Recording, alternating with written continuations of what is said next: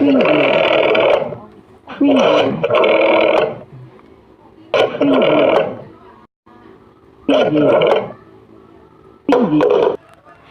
dear! Your call, please. Operator, I've been dialing Moray Hill 40098 now for the last 3/4 of an hour. And the line is always busy, but I don't see how it could be busy that long. Will you try it for me, please? Moray Hill 40098. One moment, please. I don't see how it could be busy all the time. It's my husband's office. He's working late tonight, and I'm all alone here in the house. My health is very poor, and I've been feeling so nervous all day. Ringing Moray Hill 40098. Hello? Hello? Hello? Hello? Hello? Hello? Hello? Hello? Hello, George? Yes, sir. Hello? Who's this? What number am I calling, please? We have heard from our client. He said the coast is clear for tonight. Yes, sir. Where are you now? In a phone booth. You know the address. At 11 o'clock, the private patrolman goes around to the bar on 2nd Avenue for a beer. Be sure that all the lights downstairs are out. There should be only one light visible from the street. At 11:15, a subway train crosses the bridge. It makes a noise in case her window is open and she should scream. Oh, hello! What number is this, please? Okay, I understand. Make it quick, as little blood as possible. Our client does not wish to make her suffer long. It's a knife. Will be okay. And remember, remove the rings and bracelet and the jewelry in the bureau drawer. Our client wishes it to look like simple robbery. Okay, I get.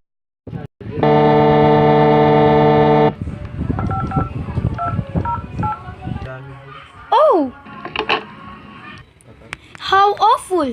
How unspeakable!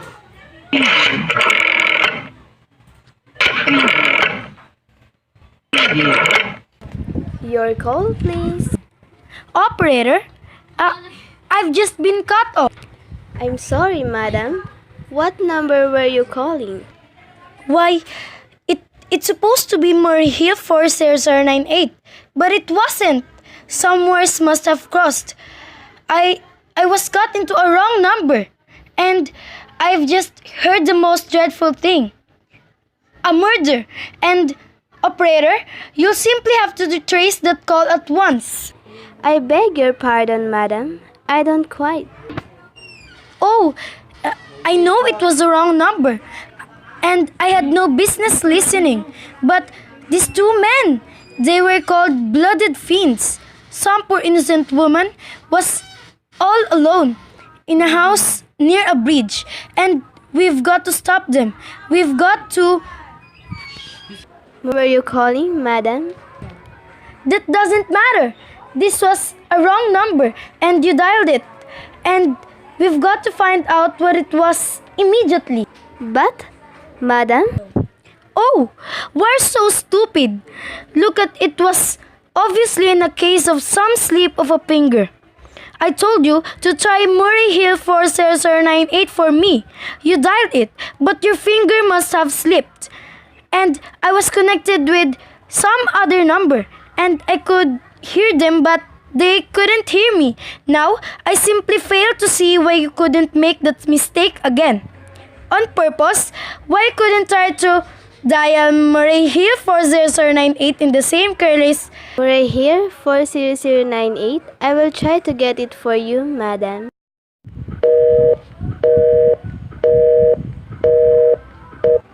I'm sorry. Moray Hill 40098 is busy. Operator? Operator! Yes, madam. You didn't try to get the wrong number at all. I asked explicitly. And all you did was dial correctly. I am sorry. What number were you calling? Can't you, for once, forget what number I was calling and do something specific? Now, I want to trace that call. It's my civic duty. It's your civic duty to trace that call and to apprehend those dangerous killers. And if you want, I will connect you with the chief operator. please, This is the chief operator. Chief Operator, I want you to trace a call, a telephone call, immediately. I don't know where it came from or who was making it, but it's absolutely necessary that it be tracked down because it was about a murder. Yes, a terrible cold-blooded murder of a poor innocent woman tonight at 11:15. I see.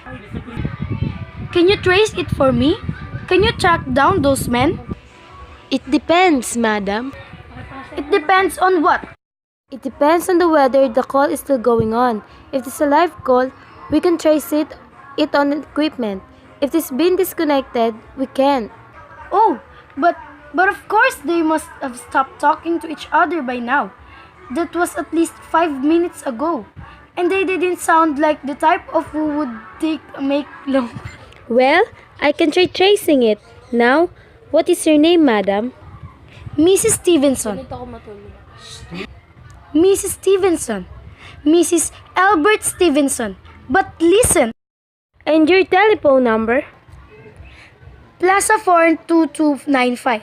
But if you go on wasting all this time, my reason? Well, for heaven's sake, isn't it obvious? I overheard two men. They're killers. They're planning to murder this woman. It's a matter for the police. Have you told the police? No, how could I? You're making this check into a private call purely as a private individual? Yes, but meanwhile, Well, Mrs. Stevenson, I seriously doubt whether we could make this check for you at this time just on your say-so as a private individual. We'd have to have something more official. oh, for heaven's sake, you mean to tell me I can't report a murder without getting tied up in all this red tape? Why, it's perfectly idiotic. All right, then I will call the police. Ridiculous!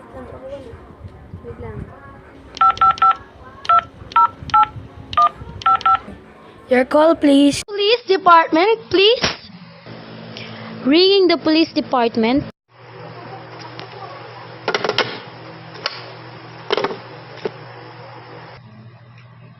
Police Department, Present 43, Duffy speaking.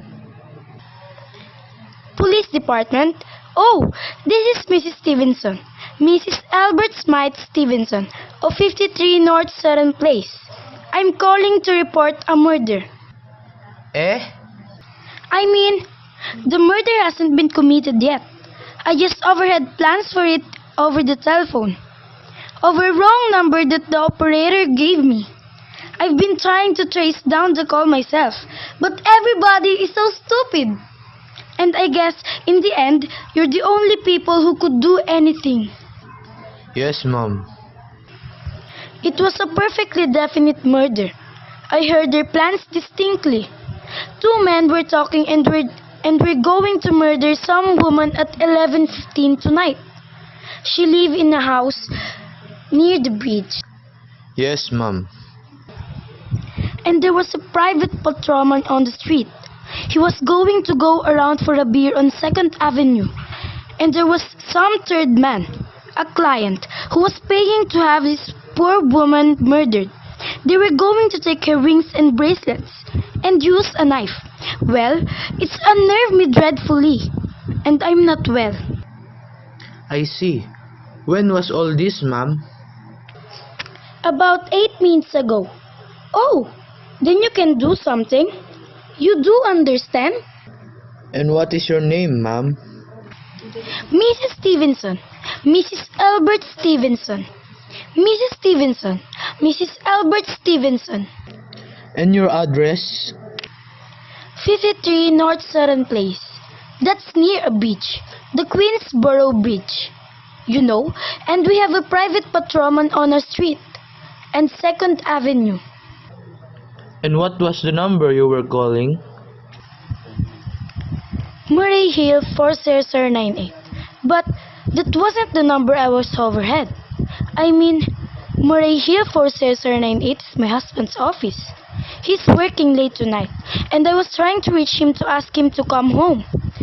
I'm invalid, you know, and it's the maid's night off, and I hate to be alone, even though he says I'm perfectly safe as long as I have the telephone right beside my bed. Well, we'll look into it, Mrs. Stevenson, and see if we can check it with the telephone company. Telephone company said they couldn't check the call if the parties had stopped talking. I've taken care of. Oh, yes. Personally, I feel you ought to do something far more immediate and drastic than just check the call. What good does checking the call do? If they've stopped talking, by the time you track it down, they'll already have committed a murder. Well, we'll take care of it, lady. Don't worry. I'd say the whole thing's called for a search. A complete and thorough search of the whole city. I'm very near a bridge, and I'm not far from 2nd Avenue. And I know I'd feel a whole lot better if you sent a radio car to this neighborhood at once. And what makes you think the murder's going to be committed in your neighborhood, madam? Oh, I don't know. This coincidence is so horrible. 2nd Avenue, the patrolman, the bridge. 2nd Avenue is a long street, ma'am. And do you happen to know how many bridges are there in the city of New York alone? Not to mention Brooklyn, Staten Island, Queens, and the Bronx. And how do you know there isn't some little house out on Staten Island, on some little 2nd Avenue you've never heard about? How do you know they were even talking about New York at all? Call on the New York dialing system. How do you know it wasn't a long distance call you overheard? Telephones are funny things. Look, lady, why don't you look at it this way?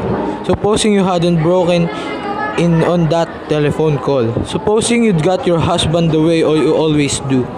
Would this murder have made any difference to you then? I suppose not. But it's so inhuman, so cold-blooded. A lot of murders are committed in the city every day, ma'am. If we could do something to stop him, we would. But a clue of this kind that's so vague, isn't it more use to us than no clue at all? But surely, Unless, of course, you have some reason for thinking this call is phony and that someone may be planning to murder you. me? Oh no, I hardly think so. I mean, why should anybody? I'm alone all day and night. I see nobody except my maid Eloise. She's a big 200-pounder. She's too lazy to bring up my breakfast tray. And the only person is my husband, Albert. He's crazy about me, adores me, waits on me hand and foot. He scarcely left my side since I took sick 12 years ago. Well then, there's nothing for you to worry about, is there? And now, if you'll just leave the rest to us. But what will you do? It's too late. It's nearly 11 o'clock. We'll take care of it, lady. Will you broadcast it all over the city? And send out squads? And warn your radio cars to watch out? Especially in suspicious neighborhoods like mine? Lady, I said we'd take care of it. Just now, I've got a couple of other matters here on my desk that requires my immediate. Oh!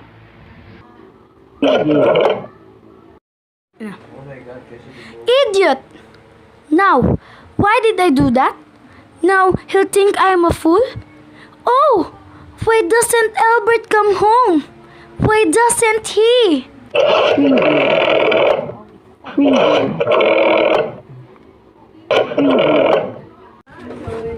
Call, please.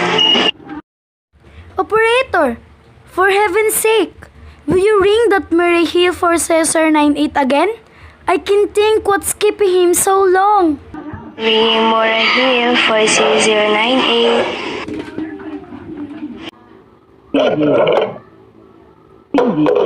The line is busy. Shall I? I can hear it.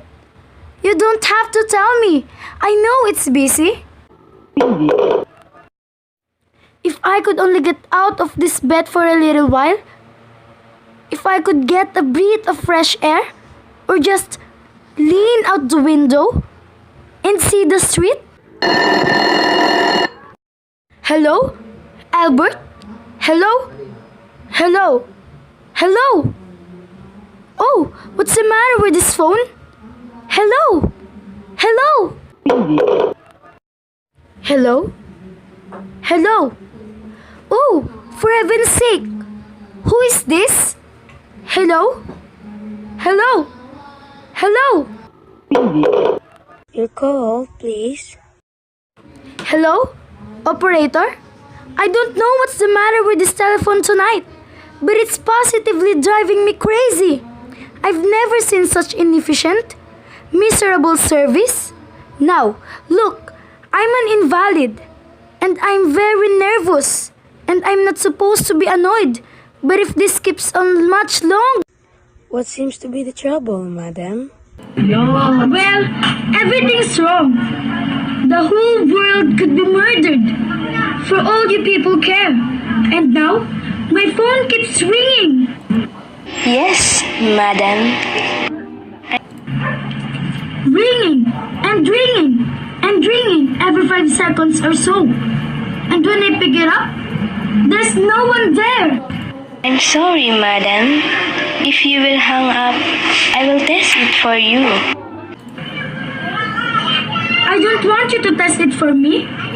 I want you to put through that call, whatever it is, at once. I am afraid that is not possible, madam. Not possible? And why? May I ask? The system is automatic, madam.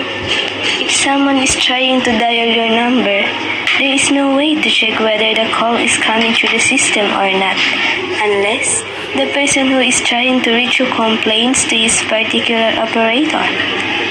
Well, of all the stupid, complicated, and meanwhile, I've got to sit here in my bed, suffering every time the phone rings, imagining everything. I will try to check it for you, madam. Check it! Check it! That's all anybody can do. Of all the stupid, idiotic. Oh, what's the use?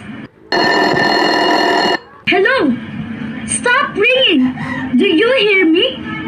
Answer me. What do you want? Do you realize you're driving me crazy? Start staring. Hello. Is this Plaza 42295? Yes. Yes. This is Plaza 42295. This is Western Union. I have a telegram here for Mrs. Albert Stevenson. Is there anyone there to receive this message? I am Mrs. Stevenson. Telegram is as follows. Miss Albert Stevenson, 53 North Sutton Place, New York, New York. Darling, terribly sorry. Tried to get you for last hour, but line busy. Leaving for Boston 11 p.m. Tonight on urgent business. Back tomorrow afternoon. Keep happy. Love, signed, Albert. Oh no. That is all, madam. Do you wish us to deliver a copy of the message? No. No, thank you. Thank you, madam. Good night. Good night. No. No. It isn't true. He couldn't do it. Not when he knows I'll be all alone. It's some trick. Some fiendish. Your call, please. Operator, try that Murray Hill for Cesar 98 number. For me, just once more, please. Mora Hill 4009A.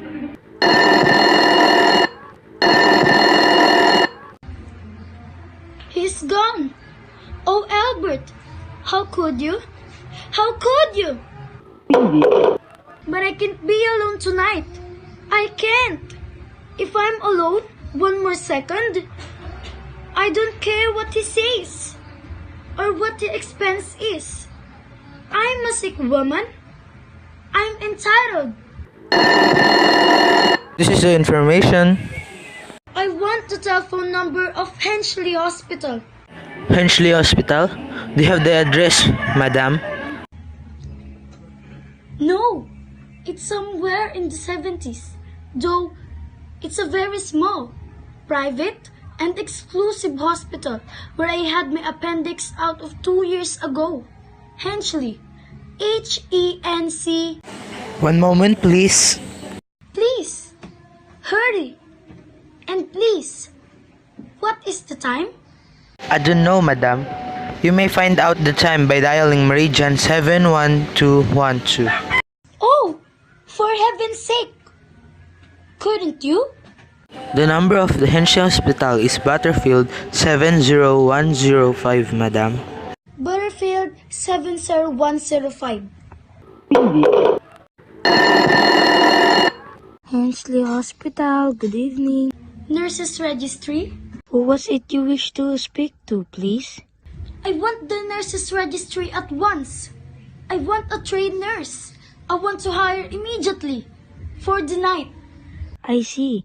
And what is the nature of the case, madam? Nerves. I'm very nervous. I need soothing and companionship.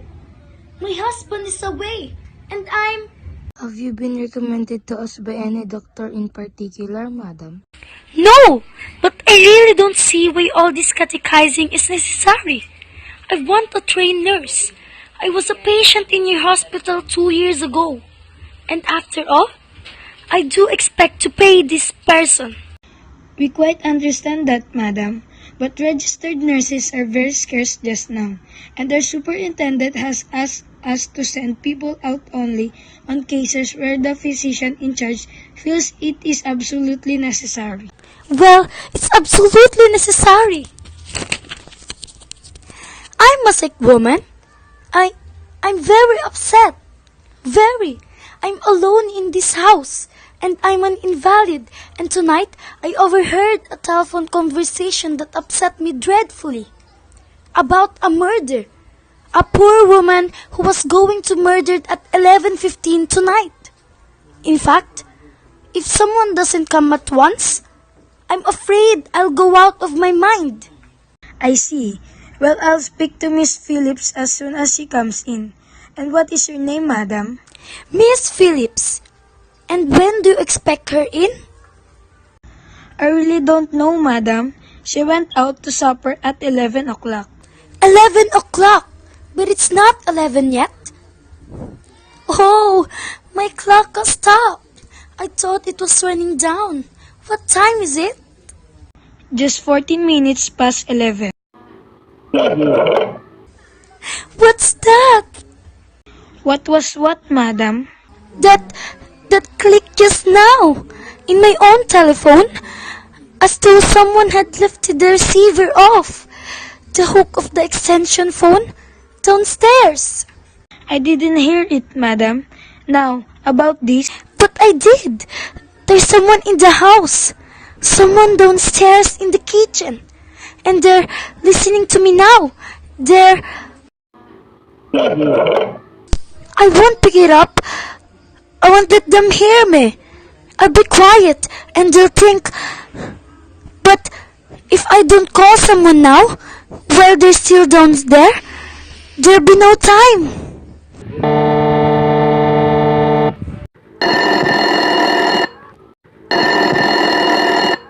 Your call, please. Operator, I'm in desperate trouble. I cannot hear you, madam. Please speak louder. I don't dare. There's someone listening. Can you hear me now? Your call, please. You've got to hear me! Oh, please! You've got to help me! There's someone in this house! Someone who's going to murder me! And you've got to get in touch with the... Oh! This it is! He's put it down! He's put down the extensions! He's coming! Coming up the stairs! Give me the police department! Ah! The police! Ring the police department.